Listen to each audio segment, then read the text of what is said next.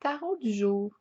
Je vous invite à vous laisser inspirer par les images et les mots de ces cartes, tout en vous rappelant que vous pouvez interpréter ce tirage d'une façon différente à la mienne. Donc, pour commencer, je vais y aller avec la carte de la vérité à l'envers et celle de la fidélité, le chien. Le chien nous parle, oui, de fidélité à soi-même. Et avec la carte de la vérité à l'envers, bien, on voit qu'on éprouve une certaine difficulté là, à se libérer d'une ancienne situation, d'anciens schémas, peut-être des comportements qu'on empruntait, mais qui nous créaient plus de souffrance. Mais on a une certaine difficulté ici à se libérer de quelque chose pour arriver à être fidèle à soi-même. Et c'est vrai que c'est pas quelque chose qui se fait facilement. Maintenant, avec la carte du nouveau commencement et celle de la déchéance, on voit que vous aviez entrepris ou fait un premier pas pour vous créer une nouvelle réalité.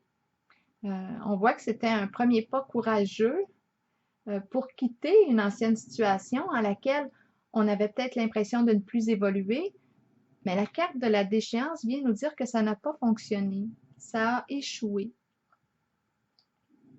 Maintenant, j'ai la carte du pouvoir et celle des dangers.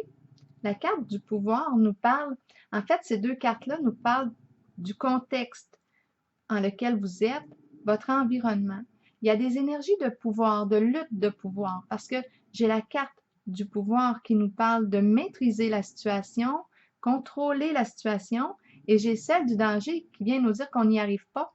On n'arrive pas à maîtriser la situation, on n'arrive pas à contrôler. C'est l'échec. Donc, il y a comme, on dirait, un jeu de pouvoir là, en ce qui concerne votre environnement. Ça vient probablement vous impacter. Peut-être dans le choix là, que vous souhaitez prendre. Parce qu'avec la carte du nouveau commencement, c'était vraiment, on avait pris la décision de s'orienter là, vers un changement significatif là, dans notre vie. Mais ça n'a pas fonctionné. Maintenant, avec la carte du triomphe à l'envers et celle du diable, la carte du triomphe, lorsqu'elle est à l'endroit, elle nous parle, elle nous dit qu'on va de l'avant vers notre objectif, on va vers notre autonomie. Mais en ce moment, elle est à l'envers, donc on fait face à toutes sortes d'obstacles et on nous montre la carte du diable.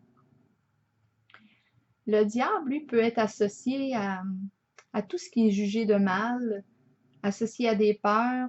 Elle peut parler de jeux de manipulation, le fait d'être dominé. C'est un peu comme si les obstacles étaient imprégnés de ces énergies de peur. En même temps,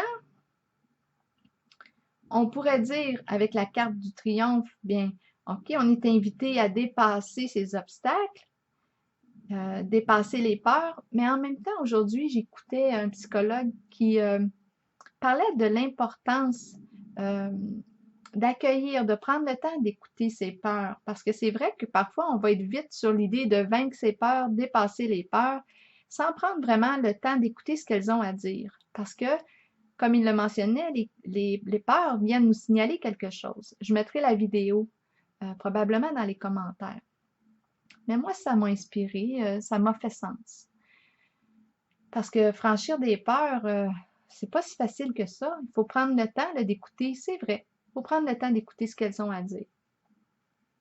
Et ça ne se fait pas comme ça, là, en disant ciseaux.